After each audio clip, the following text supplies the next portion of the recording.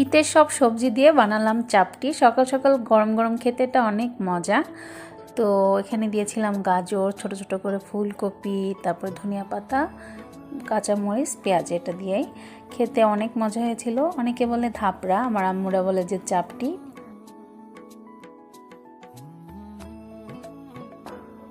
তো সব কিছু দিয়ে এভাবে মাখিয়ে নিয়ে এরকমভাবে একটা ডো তৈরি করে নিতে হবে।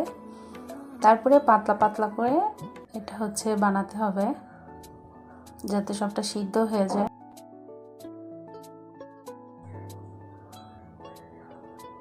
খুব সামান্য তেল দিয়ে এটা বানানো হয়, যার কারণে অনেক হেলদি। আর দেখতে দেখেন কত সুন্দর কালারফুল লাগতেছে এটা, আর খেতেও অনেক বেশি মজার।